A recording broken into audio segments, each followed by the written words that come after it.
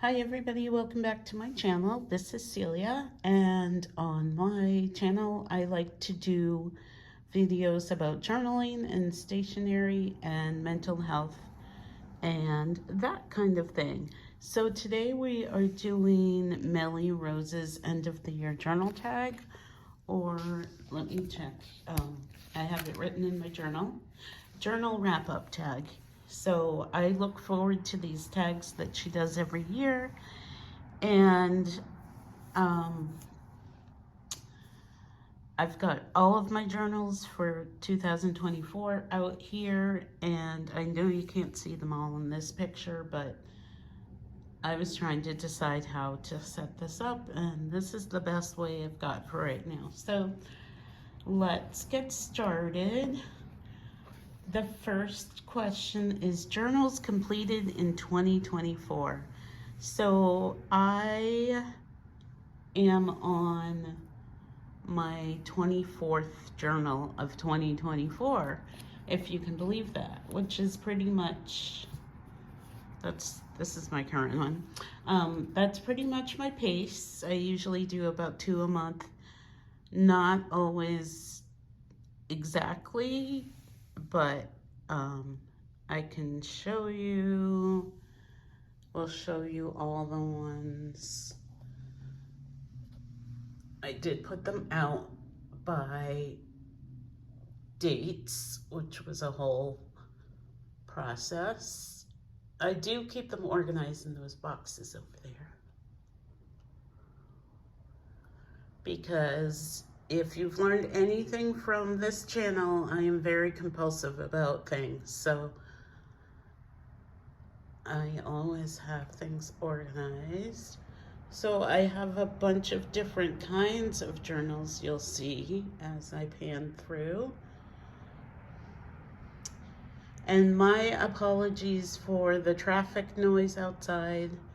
It is Monday morning and I'm in a city, so I can't avoid the traffic noise.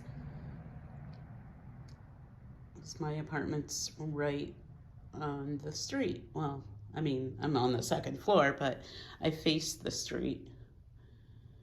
So that's it. I'm including my current journal because that will probably be finished before the end of the year, and I'll call that my last one for the year. So those are the journals I completed in 2024. The next question is journaling struggles of 2024. I don't think I had any struggles, really. I did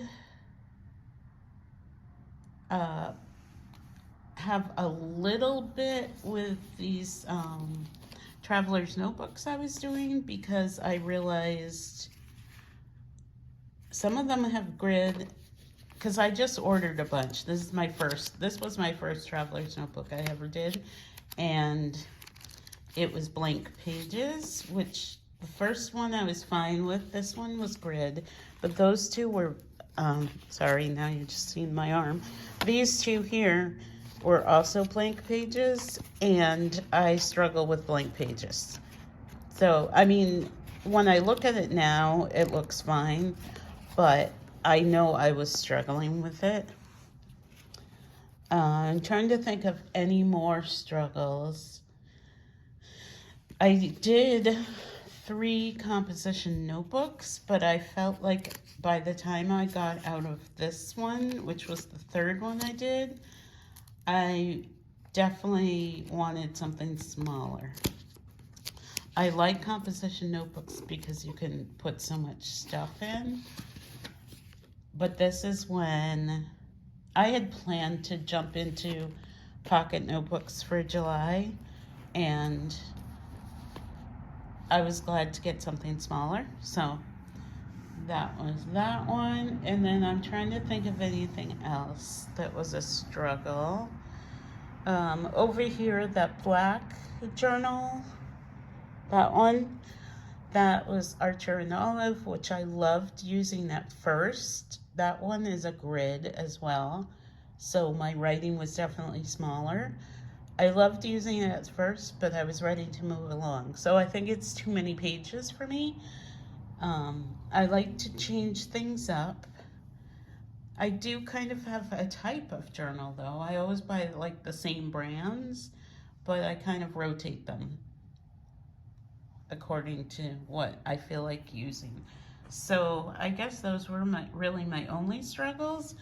Most recently with my Moleskines, this is a Moleskine, and of course my current one, a struggle has been fountain pens because I got into fountain pens this year, and Moleskine paper has been fussy with the fountain pens. Like, I was using a fountain pen in my current journal, and then all of a sudden I write on another page and it's bleeding through, and I was like, oh God.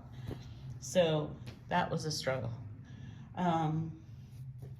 Number 3, the question is journaling accomplishments of 2024. My biggest accomplishment is all of these notebooks. And it's not, I know if you look at it, you'd be like, what the heck is this girl doing?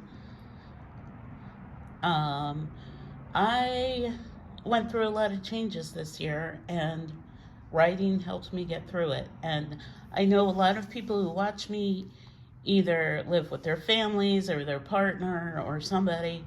I live alone. My immediate family is 2,000 miles away. I'm still adjusting to this new city. So I pretty much go to work and I'm home, and I write a lot about changes. So that's how I fill up all these notebooks, and I'm glad I do, because a lot of people aren't in touch with their feelings, and they might have other vices to not feel those feelings, and I'm glad I have this outlet. So that's my accomplishment. Question number 4 was new journals bought in 2024. Well, I have no idea. I do buy a lot of notebooks, so all of these could be in that category. I'll let you see all these different ones.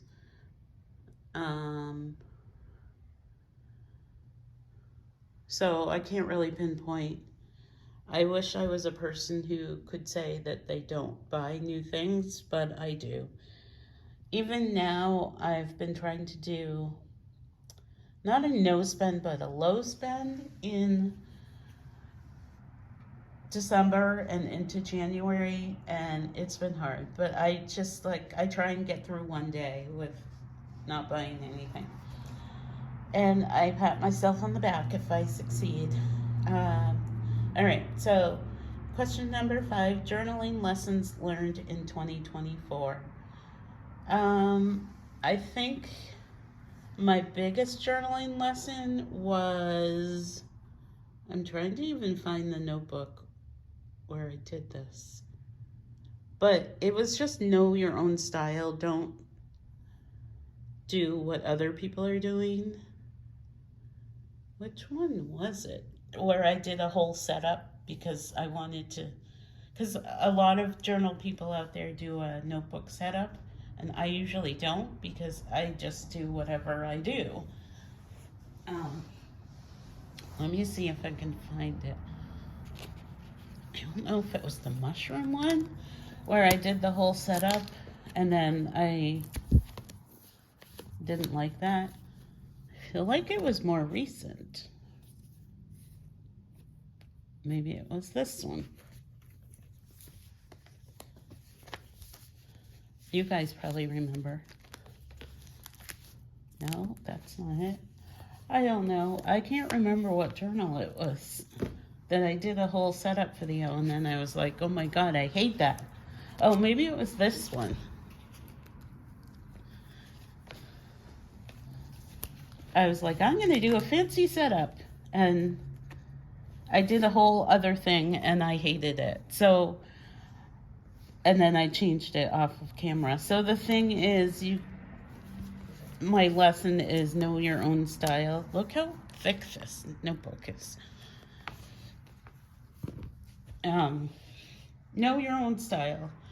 Don't try and copy anybody else, because people can give you hints about how to succeed in your journal, but if it's not your style, you're not going to keep doing it, and you're not going to feel comfortable with it. And number 6, any journaling changes for 2025. So this is actually my next journal that I've picked out for when I finish my current Moleskine, which will probably be in a few days. And it's a spiral, which I did use a couple of spirals. Some old notebooks I wanted to use up. This is also smaller. This is a B6 size. I want to try and do some smaller journals, but I'm not going to hold myself to that. So if it doesn't work, it doesn't work.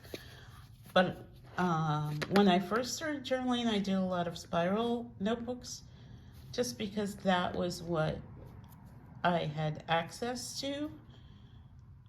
And so I've bought a couple of real cheap, like this one I got at CVS. I've gotten them at Walmart and Target. I've gotten some cheap notebooks and small ones. I just want to embrace like simplicity. So I also have more pocket notebooks. I did these 2 pocket notebooks. Sorry, I know you can't really see, in the summer, and I did pretty well with them. But I'm not going to limit myself to just that. If I need to hop back into an A5, then I will. But I just want to, my 2 words that I'm using for 2025 are embrace and simplicity. I mean, you can put them both together if you want to. But I just want to go back to my roots more. Even though I don't do crazy decorating, I just don't want to worry so much about the decorating. I just want to keep writing, and if I use my fountain pens, I use my fountain pens. If I use a gel pen, I use a gel pen. Like, it's just, it is what it is. I'm looking at some questions from Kiwi Chicks tag, and I think most of it sort of overlaps with Melly Rose's tag. So I guess I'll stop right there. One thing I also did this year, well, this month, is Heather Mattern's Create December with different prompts, and I learned about myself that I don't like doing prompts. I mean, these prompts are good because they're one word, but I'm so behind, but I will share some. So this was understanding. That was the prompt for this day. I've been doing them just, whenever the time arises. I do save a page in here, but they're not in any order. It's just I do one a day. And so this day I just listed out some words. Let me try and find another one. I'm really behind. So far this is all I have for create. I need to do that one. But I have been enjoying these words. I usually try and, I find I have to have like a quiet time to sit and really think about it. So this one was inspire, and I put some photos on this. So I have Martha Stewart. I got to hear her speak, and I have, this is from Colonial Williamsburg. one of my favorite places in Virginia. And then this is a picture of the pond at the cemetery I used to always walk at. So those were inspiring pictures for me. Let me find some more. Like I said, I'm really behind in this. And even if I don't catch up, I at least have the word. This one was purple, so I did a sticker bomb. All right, let me find the next one, comfort. So I wrote there, I look to animals and nature for comfort. So I have a picture of my cat, some sheep, and then the pond at the cemetery. Day 12 is rest. So there's some snowy pictures. These were just pictures I had on my phone, and I printed them out. Let me see if I did day 13. Don't know that I did. Oh, I did. Day 13, indulge. So pictures of food, again from my phone, because that was what was inspiring me. I'm not really an artist. And then I haven't filled in since there, so I'm like 10 days behind, but we'll see. Okay, well, oh, thank you, outside. I need to drink more coffee, and I'm sure you guys are tired of looking at all these notebooks on the floor here. So I'm going to wrap this up. Thank you so much for joining me today.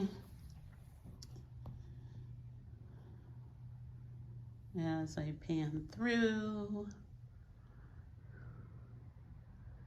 And again, if you made it to the end of the video, leave me a book emoji, and I'll see you on the next one.